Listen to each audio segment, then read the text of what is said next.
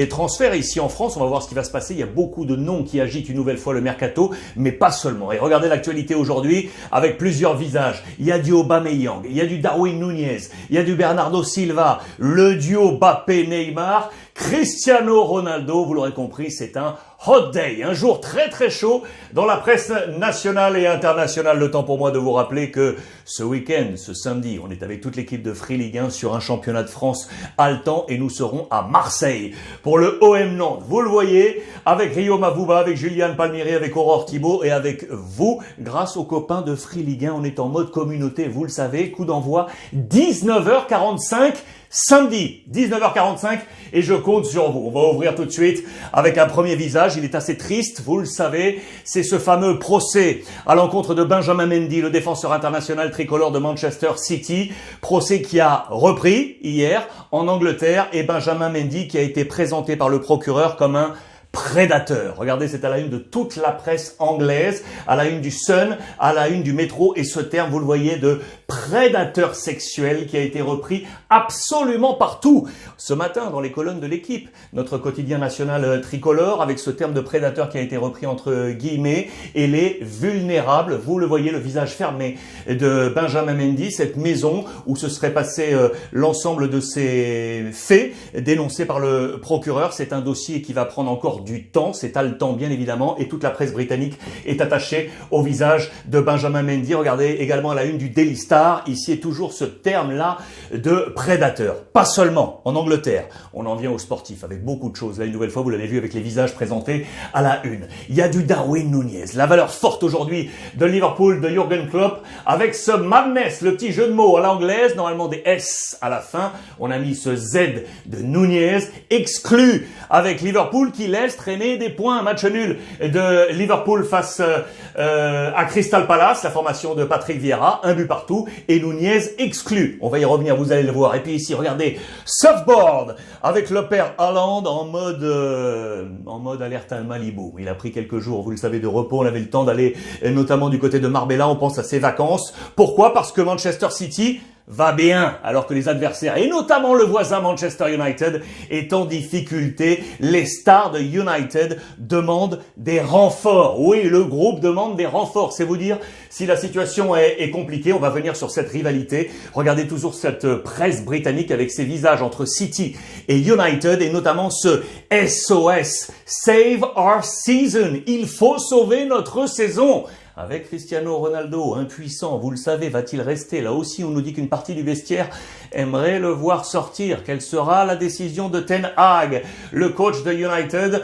Un United qui est disunited, désuni. Ça commence à se fracturer du côté de la société anglaise. C'est vraiment là aussi un gros dossier qui nous tient dans ce début de championnat, et notamment parce que de l'autre côté, Manchester City, avec Pep Guardiola, vole, prend les points et laisse tout le monde à distance, que ce soit United et donc Liverpool, Manchester City qui va bien.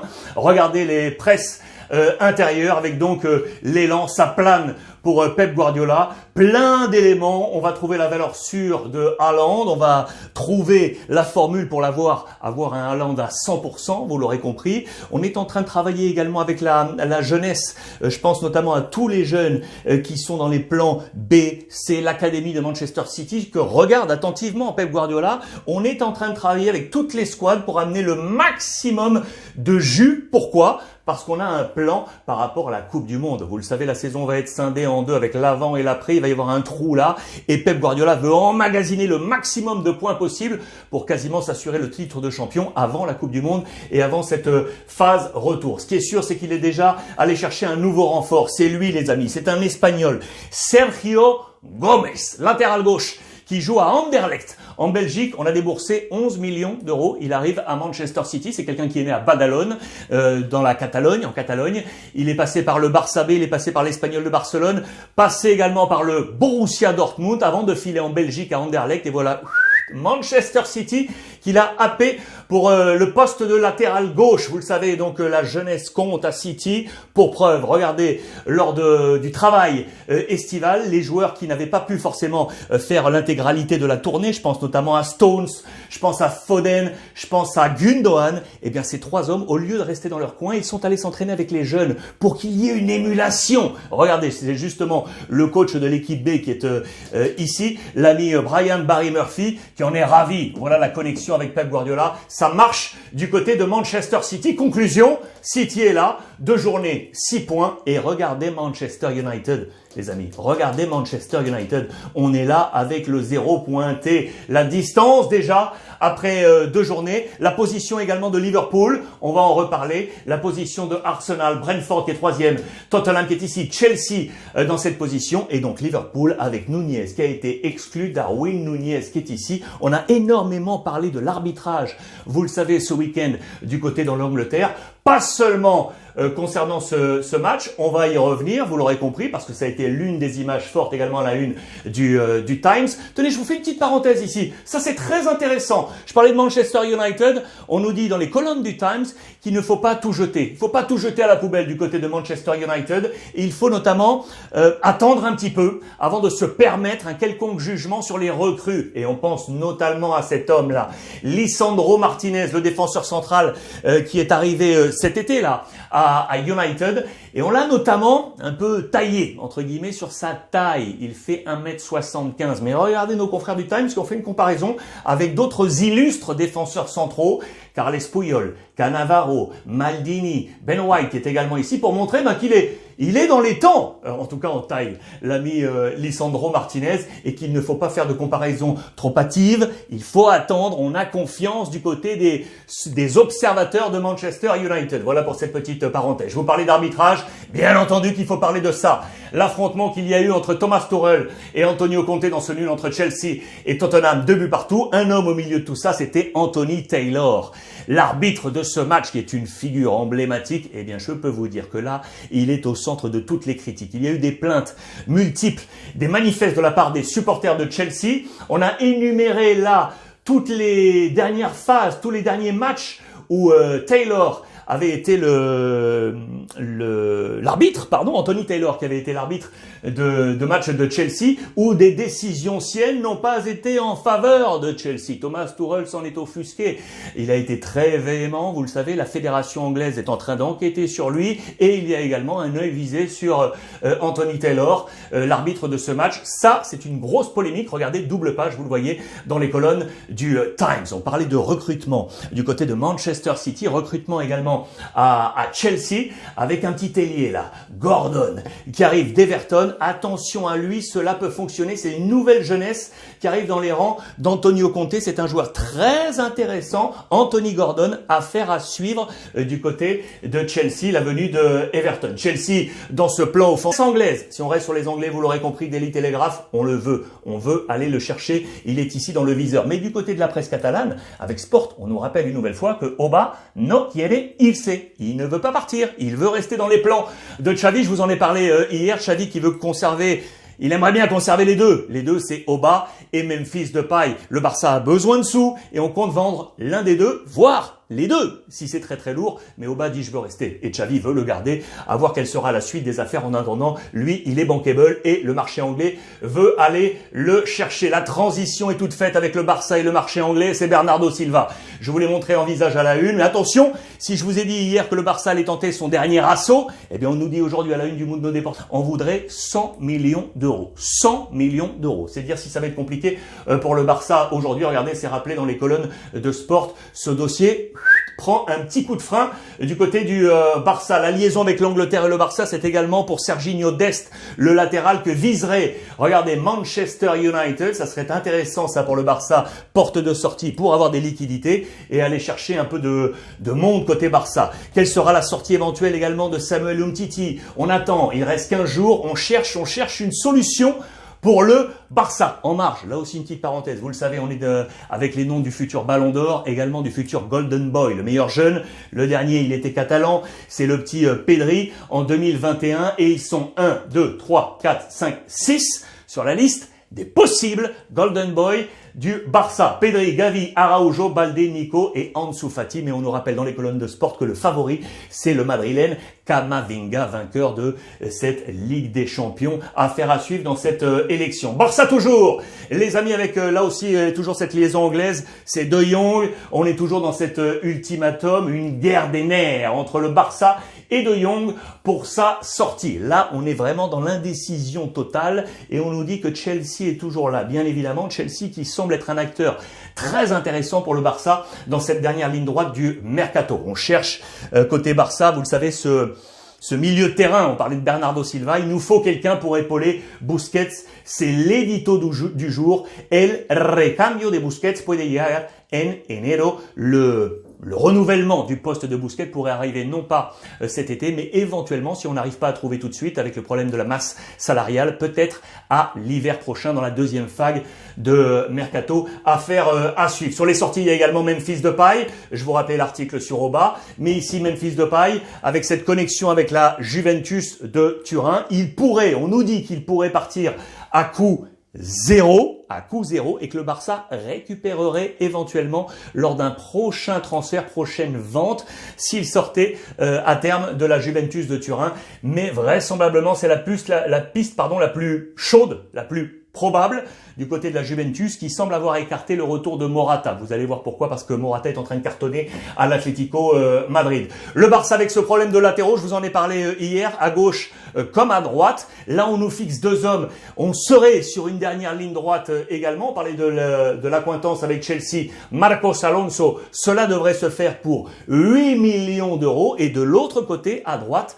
on nous parle de l'ancien du Paris Saint-Germain. Regardez, Thomas Meunier, l'international belge du Borussia Dortmund. Mais on nous dit que ce serait autour de 10 millions d'euros. Et là, ce serait un peu trop pour le Barça, mais c'est Thomas Meunier qui semble viser du côté du Barça pour prendre le poste côté latéral droit. Ce qui est sûr, conclusion côté Barça, c'est qu'il faut impérativement faire sortir, je vous le rappelle, parce qu'il y a encore un homme qui n'est toujours pas inscrit sur la liste de la Liga espagnole. C'est le français, Jules Koundé, qui est arrivé de Séville. Tout le monde a pu être inscrit sur l'équilibre financier, sauf un joueur. Et c'est lui, Jules Koundé, qui patiente et on essaie de trouver les solutions. D'ailleurs, les voix ont été très fortes pour critiquer la politique du Barça dans ses actions et notamment Jürgen Klopp qui a été très très clair, le coach de Liverpool, quand on n'a pas d'argent, on n'achète pas. C'est aussi simple que ça. Voilà la conclusion de l'ami Jürgen Klopp. En parlant de transfert toujours avec l'Espagne, je voulais juste vous montrer ça. Hier, match nul 0-0 entre l'Athletic Bilbao et la formation de Majorque. Pourquoi vous montrer ça? Deux Français, vous allez comprendre. Clément Grenier du côté de Majorque qui a été très très bon dans l'entrejeu. Il est en train de très bien réussir son acclimatation à Majorque. Bravo à lui, c'est à souligner une nouvelle fois. Mais je vous en parle avec un autre Français entre guillemets. C'est l'ami Ander Herrera, français parce que Paris Saint-Germain, mais l'Espagnol pourrait repartir du côté de la Liga et justement à l'Athletic Bilbao. Voilà pourquoi ce papier. Herrera está a un paso. On semble avoir trouvé le protocole d'accord. Un contrat lui est offert pour 2 saisons et une 3e saison conditionnée aux objectifs réussis par le club. Mais vraisemblablement, Ander Herrera pourrait retourner à l'Athletic Bilbao et ainsi quitter le Paris Saint-Germain. La transition est toute faite avec le PSG pour vous montrer la une de l'équipe de ce matin. On nous parle des coulisses du mercato Paris Saint-Germain. Comment ça fonctionne avec à la une 3 hommes.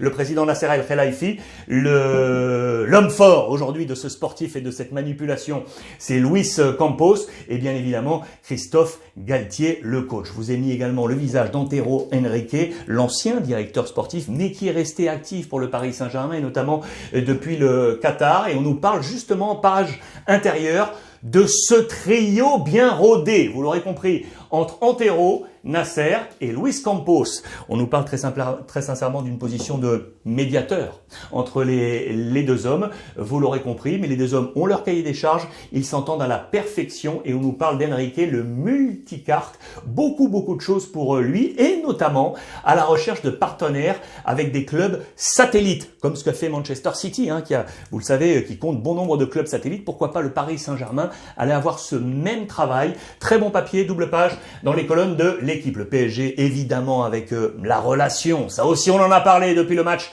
face à Montpellier. La relation entre ces deux hommes, Mbappé et Neymar. Je t'aime, moi non plus. C'est dans les colonnes du Parisien aujourd'hui en France. Là aussi, je vous conseille ce papier. De l'admiration à la désillusion avec un homme qui a retrouvé son copain Messi, c'est Neymar, et de l'autre, il y a peut-être quelqu'un un peu isolé, Kylian Mbappé. Je vous conseille la lecture avec au milieu de ces deux hommes, Luis Campos, qui les a recadrés dès dimanche dernier. Attention, feuilleton de début de saison. Côté Paris Saint-Germain. On suit avec les informations Real Madrid pour vous montrer quoi? Que l'ami Asensio est dans un labyrinthe sans avoir trouvé la sortie. Pour l'instant, il n'a pas joué le match de Supercoupe d'Europe. 0 minutes face à l'Eintracht Francfort. 0 minutes face à Almeria.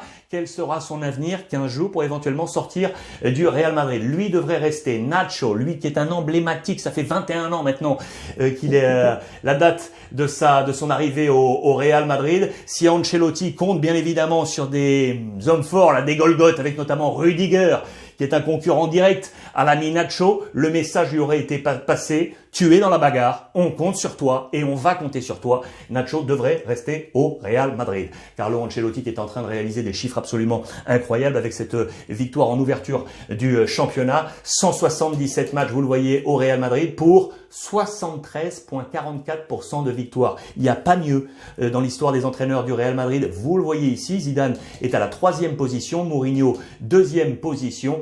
Carlo Ancelotti qui est en train de réaliser de très bonnes choses, une nouvelle fois dans sa 2e étape au Real Madrid. Et puis on finit, je vous l'ai dit, avec Alvaro Morata. Voilà pourquoi il ne devrait pas retourner du côté de la Juventus de Turin, parce que son entame avec l'Atlético Madrid est absolument fulgurante. C'était l'entrée en lice hier des Madrilènes face à Getafe, chez le voisin Getafe. Victoire 3-0 avec but de Morata pour un doublé, un super Joao Félix, auteur de 3 passes décisives, 2 buts de Morata et le 3e but inscrit par Antoine Griezmann qui est dans la bataille et qui veut rester. Très bonne entame de la part de l'Atlético Madrid. Voilà les amis pour ce point complet média aujourd'hui. N'oubliez pas ce samedi, on est donc Vélodrome, Marseille-Nantes, Free Ligue 1, le Ruiz Club en direct sur YouTube à partir de 19h45 et je compte sur vous. Je vous embrasse, passez une belle journée, n'oubliez pas, comme tous les jours, oui, profitez des vôtres.